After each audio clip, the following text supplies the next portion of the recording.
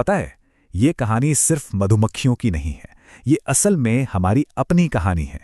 ये उस गहरे बंधन की कहानी है जो हमारे वजूद की पहचान है। अब ये नंबर देखिए, 75%। ये सिर्फ एक आंकड़ा नहीं है। जरा सोचिए, ये 75% हमारी जिंदगी के किस इतने जरूरी हिस्से को कंट्रोल करता होगा। इसका जवाब शायद आपको चौंका देगा। हाँ, बिल्कुल सही। दुनिया की खाद्य फसलें। मतलब ज़रा सोचिए, हमारी प्लेट में जो खाना है उसमें से हर 4 में से 3 निवाले वो इन्हीं नन्हे परागणों को यानी पॉलिनेटर्स की मेहनत का नतीजा है। सेब से लेकर बादाम तक जो भी हमारे फेवरेट स्वाद हैं वो इनके बिना मुमकिन ही नहीं है। तो चलिए इस रिश्ते को जरा और गहराई से समझते हैं। हमारा पहला हिस्सा है एक साझा भाग्य, और इसमें हम जानेंगे कि एक छोटी सी मधुमक्खी की भिनभिनाहट सही में इस पूरे प्लैनेट की धड़कन क्यों है। अब ये रकम देखिए, 577 अरब डॉलर। ये मधुमक्खियों का हर साल ग्लोबल फूड प्रोडक्शन में इकोनॉमिक कंट्रीब्यूशन है। पता है ये कितना है? ये दुनिया की कई बड़ी बड़ी कंपनियों की टोटल वैल्यू से भी ज्यादा है। इससे साफ पता चलता है कि ये नन्हे जीव हमारी इकोनॉमी के लिए कितने कितने जरूरी हैं। और मामला सिर्फ हमारी प्लेट्स तक ही नहीं है। अगर हम इस चार्ट पर नज़र डालें तो एकदम साफ है कि 75% फूड क्रॉप्स के अलावा दुनिया के 90% जंगली फूल वाले पौधे भी इन्हीं पर निर्भर हैं। मतलब ये हमारे खेत और जंगल दोनों की कह सकते हैं बुनियाद हैं। तो अब चलते हैं इस संकट के बिल्कुल सेंटर में। ये सेक्शन है मधुमक्खियां, हमारा आईना। और ये हमें दिखाता है कि मधुमक्खियों के सामने जो खतरे हैं वो असल में हमारे ही समाज के फैसलों का एक आईना कैसे हैं। इस संकट का एक बहुत ही डरावना नाम है कॉलोनी कोलैप्स डिसऑर्डर या सीसीडी। ये एक बहुत ही अजीब सी घटना है जिसमें एक छत्ते की ज्यादातर वर्कर मधुमक्खियां अचानक गायब हो जाती हैं। पीछे कौन बचता है? बस रानी और कुछ छोटे बच्चे। सोचिए, ये बिल्कुल वैसा है जैसे किसी परिवार से सारे कमाने वाले सदस्य अचानक चले जाएं। फिर तो उस छत्ते का खत्म होना तय है। तो सवाल उठता है, ऐसा हो क्यों रहा है? असल में कोई एक विलेन नहीं है। ये कई सारी मुश्किलों का एक जानलेवा कॉकटेल है।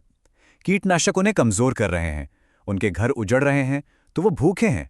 बदलता हुआ मौसम उन्हें कंफ्यूज कर रहा है, और एक ही तरह की खेती से उनके खाने की वैरायटी खत्म हो रही है। और ये सब मिलकर उन्हें बीमारियों का आसान शिकार बना देता है। और इन सब में से कुछ कीटनाशक तो बेहद खतरनाक हैं। इन्हें एक बहुत ही पावरफुल नाम दिया गया है, मूक हत्यारे यानी साइलेंट किलर्स। ये जो नियोनिक्स नाम के केमिकल्स हैं ना, इनकी सबसे खतरनाक बात यह है कि ये पौधे के हर हिस्से में फैल जाते हैं, जड़, पत्ती, पराग, सब में। और ये सीधे मधुमक्खी के नर्वस सिस्टम पर हमला करते हैं। इससे होता क्या है? उनकी रास्ता खोजने की, खाना इकट्ठा करने की और यहाँ तक कि बच्चे पैदा करने की ताकत भी खत्म हो जाती है। मतलब ये केमिकल उन्हें अपने ही घर का रास्ता भुलवा देते हैं। ये सब सुनकर काफी निराशा हो सकती है ना? और ये सोचना बहुत आसान है कि शायद अब हालात हाथ से निकल चुके हैं। तो सबसे बड़ा सवाल यही उठता है, क्या सच में कोई उम्मीद बाकी है? जवाब है हाँ, बिल्कुल है। और यहीं से कहानी एक पॉजिटिव मोड़ लेती है। हमारा अगला सेक्शन है कार्य करने की हमारी शक्ति, जो फोकस करता है सॉल्यूशंस पर, हर लेवल पर, हमारे घर के बगीचे से लेकर बड़े बड़े बोर्डरूम तक। और अच्छी बात यह है कि हम सब मिलकर एक बड़ा बदलाव ला सकते हैं। और इसकी शुरुआत पता है कहां से हो सकती है? हमारे अपने घर से। यहां 4 बिल्कुल आसान स्टेप्स हैं जिनसे कोई भी मधुमक्खियों का हीरो बन सकता है। और ये बात कितनी खूबसूरती से दिखाती है कि कैसे छोटे छोटे कदम एक बड़े आंदोलन का हिस्सा बन जाते हैं। एक अकेला बगीचा, हाँ, वो लोकल पॉलिनेटर्स के लिए एक सेफ जोन बनाता है।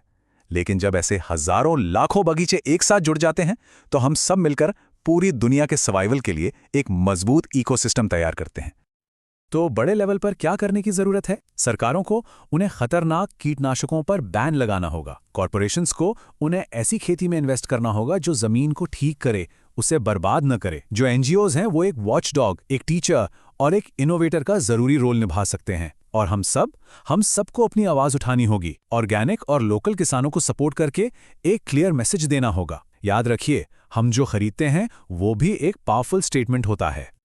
चलिए अब थोड़ा भविष्य की तरफ देखते हैं। हमारा आखिरी हिस्सा है कल के लिए एक दृष्टिकोण।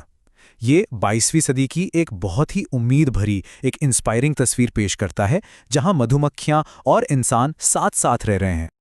जरा एक ऐसी दुनिया को इमेजिन कीजिए जहां हमारे शहर सिर्फ कंक्रीट के जंगल ना हो, बल्कि जीते जागते सांस लेते हुए इकोसिस्टम हो, जहां ऊंची ऊंची इमारतों पर फूल खिले हों और सड़कें नदियों की तरह बहें।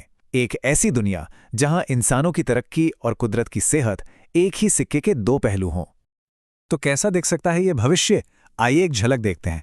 सोचिए 2035 तक शहरों में पॉलिनेटर हाईवे और इमारतों पर वर्टिकल फॉरेस्ट आम बात हो जाएगी। 2050 तक एक ही फसल उगाने वाले बड़े बड़े खेतों की जगह रीजनरेटिव फार्म्स ले लेंगे, जहां कई तरह की फसलें एक साथ उगेंगी।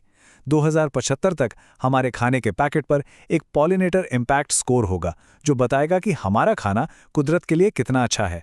और 2100 तक मधुमक्खियों की आबादी इंसानी तरक्की के साथ पूरे बैलेंस में फल फूल रही होगी। तो बॉटम लाइन ये है कि हमारा और उनका भविष्य एक दूसरे से बहुत गहराई से जुड़ा हुआ है। जैसा कि हमें याद दिलाया गया है, एकता में अस्तित्व है और संरक्षण में आशा है। ये एक ऐसा विचार है जो इस पूरी कहानी का सार है और हमें सोचने पर मजबूर करता है। सवाल ये नहीं है कि क्या हम उन्हें बचा सकते हैं, सवाल ये है कि क्या हम उनके बिना खुद को बचा सकते हैं।